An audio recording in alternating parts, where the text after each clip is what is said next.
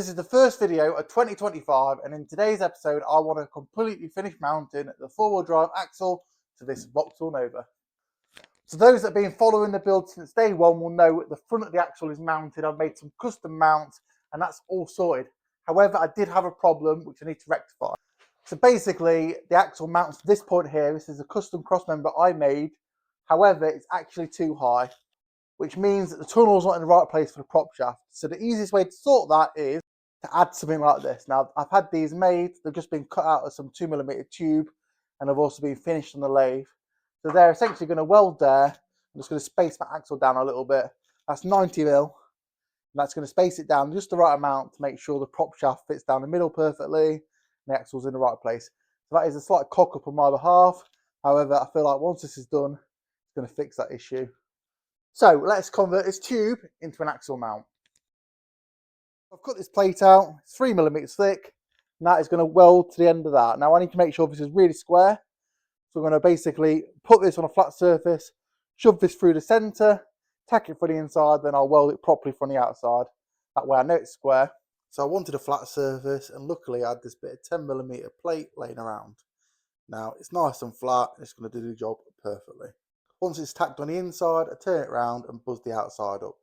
Now while I'm doing this, I'd very much appreciate it if you guys could subscribe to the channel. I've got a lot of viewers who regularly watch the channel but haven't subscribed yet. So if you're one of them, please help me out by hitting the subscribe button.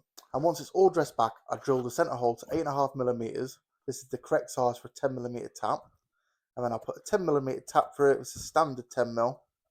Put a bolt through that, and then I put a nut on the other side. Now I do this because if I just weld a nut on the other side and don't get the threads aligned, it won't work. Now my idea is I want to make more thread than a standard nut. So I put the nut on so it's just starting to get tight, but not too tight because I don't want to lock threads off. Tack it into place and then take the bolt out. That way, instead of having about 5mm of thread, I've got 8mm.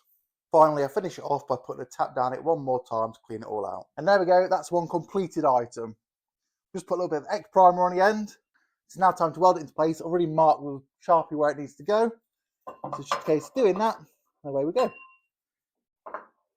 Now to help me out, I put a really long 10mm bolt all the way through the mount and the old mount, just to help centre it. And once I get it tight, I can tap it into the exact right place with a hammer, then I can start welding it on. Now I'm just doing what you'd call a few stitch welds on this. I'm not seaming it all the way around. It's going to be more than strong enough. So that's it, both sides now done, welded into place. Now I have said in a previous video, the plan is to roll this car over at some point, so I can seam weld a lot of things a lot better. For now, it's definitely more intact. It's got lots of stitch welds, but it's not completely finished, if that makes sense.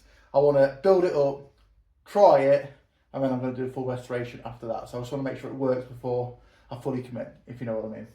Right, this is the Cavalier Turbo back axle, which I shortened in the previous video. If you haven't already seen it, go and have a look. I'm now going to bolt it to this. Now I've made these modified front mounts, as you can see. So traditionally it mounts something like this. I've welded some washers on the end just to centralise it, but I do have some poly bushes what are going to fit in there with 12mm bushes. It's got 10mm bolts holding it all together, which means there's a little bit of play, and it also means I can sort the rear tracking out a little bit. So I can't put it off any longer. Let's jack this up and get it bolted up on the front, and I can work out exactly where the back needs to go. Now, I'm trying to put a lot of effort into these videos, so I do use an external microphone. And as you can probably tell, the microphone is not working in these scenes, hence why the audio is a bit off. So I do apologise, guys, and I hope it's not too detrimental to the viewing quality. Now, back to bolting up the front of the axle. Now, I use some old bolts I have laying around. I think these are AWD bolts, the decent quality bolts, and they've got the built-in washer, which I really like, so they look nice and OE. And once it's tight, I use the transmission jack to lift the back of the subframe up to try and get everything level. And finally, I put the rear diff on. Now, I probably should have done this using the transmission stand because it is quite heavy, but I make it work. Right, so I've got it to where I think it needs to be. Now, I've made the top of this level.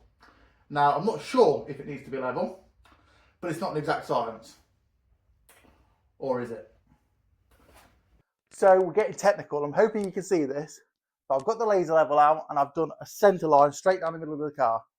I've done this to make sure the axle is square, which I believe it is because I've already looked. But I want to double check before I make the rear mount. Now, as you can see, the diff is to one side The transfer box is to the other side. I think that is just the way Cavaliers are. I know this isn't a Cavalier, it's a Nova now.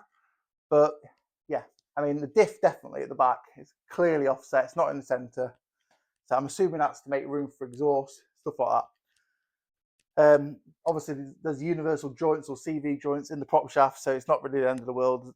You know, it's designed to have a little bit of movement. So yeah, right. I'm going to do some measuring and make sure it all looks right. And if it does, we can start making a rear mount. Now, from what I can gather, all the measurements look pretty good, if not spot on. Although, disclaimer, I'm not going to promise this is going to drive straight once I'm done with it. A lot of this is guesswork and a bit of common sense. So fingers crossed it all works. Right, now I'm happy with that. Let's start cutting the rear mount material. Right, so I've now drilled the holes in the plate and I've also cut out these little tabs, which are going to fit just like this on the bottom of the bracket. I'm going to weld on. Sleeve for the bush is going to go here at the bottom of that. We have a bush through the middle of that. We're going to have some tabs off this cross member, and that's going to box it all in and make it nice and strong. We're going to have two of them. That's going to stop any kind of like movement. It's got obviously the two at the front. It's going to be really solid. It's going to be semi-solid mounted because it's obviously poly bushes. There's not going to be a lot of flex in it. There might be a little bit of vibration through the body, but we're going to know it's going to handle the power. So let's get these onto here and weld it all up.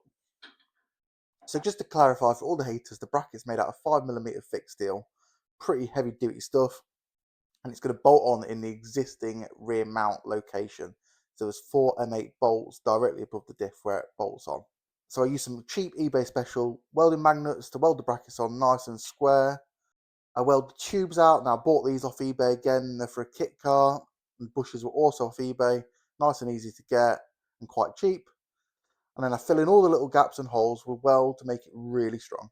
And there we go, that's all dressed back now. As you can see, I filled the ends in, welded it all up, painted it black, fitted the bushes, nice and solid, 5mm thick. That's not going anywhere. Let's put it on. And it slots in just like that, and I have slightly elongated the bolt holes, so there's a little bit of adjustment. And I bolt it all down with some decent heavy duty Vauxhall original bolts, just to make sure it's nice and strong. And finally, I torque it all up with my trusty old DeWalt dagger gun. Don't tell anyone that though. Next job, I need to make some brackets that weld to this and bolt to this. Now, I've said this many times before, but you don't need anything fancy to make a template. I've gone in a recycling bin, got a bit of cardboard out, and then cut it, folded it, marked it, cut it, etc., etc., until I'm happy with the shape. Once I'm happy with the shape, I transfer it to some 3mm thick steel. Now I need 4 of these. They all want to be absolutely identical. So I cut them all out roughly first, then I grind them all down to the exactly the right shape. Now, obviously, because I've got curved edges, it's very difficult to cut corners with a grinder, hence why I grind them down to the right shape afterwards. Now, it obviously does take time doing this. It'd be a lot easier to get a CNC laser cutter. Obviously, I haven't got that, and I've only got a little garage. Once they're all cut out, I then start shaping the brackets. Now, I need 90-degree bends on these, so I use a hammer and my vise. It works really well. Most people have these items, so most people can do this too.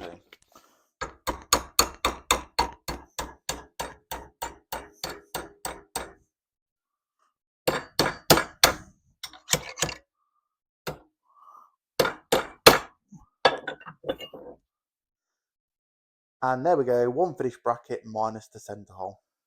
So you're probably thinking, how are you going to mark it so you can drill it? Well, quite easily. Put a little bit of white paint on the end of the bracket, and then I use the bolt that's got a tapered end, same size as the bush, slide it through, and as you can see, that's left a perfect little dimple in the end. So now what I need to do is centre puncture it and drill it out to 12.5mm. And there we go, that's the first bracket made, and the bolt slides straight through just the way we like it. And there we go, that is 4 mounts made and clamped into place. I'm going to quickly check that it still drops down, make sure I've got plenty of clearance, and I can start welding them into place. But I'm really chuffed with that. I think that looks quite professional and also very strong.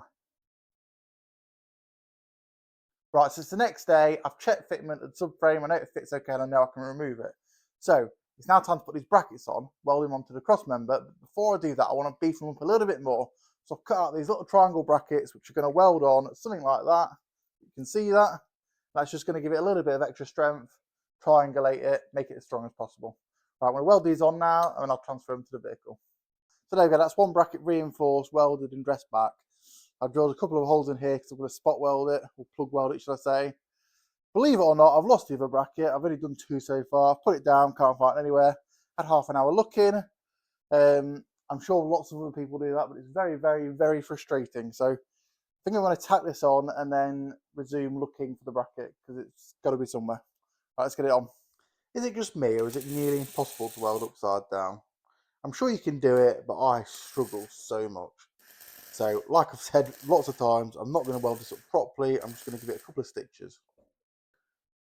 Another reason I hate welding upside down is it does things like this to you. Oh. Not only that, the molten metal ran down my chest afterwards and it made me look like a roast chicken pot. Found it, it rolled under the workbench. Took me over half an hour to find it, but hey ho, that's life. So we'll weld it on now. I just want to say I hate welding upside down. I'm not very good at it. Please don't judge me. What I plan to do, like I've already said, is roll the car over and weld everything properly when it's upside down. So let's weld.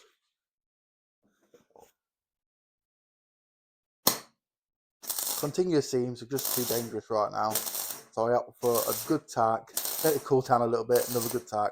That way it doesn't ball and go everywhere and burn me. Haters gonna hate. So there we go guys, that is the axle and subframe completely mounted and as solid as a rock, just the way we want it. So I think we're going to wrap it up there. The next episode we're going to get all the suspension on and get it sitting on its wheels and see what she looks like. If you enjoyed the video and you want to see more, hit subscribe, like and comment and stay tuned for more. See you later, bye bye.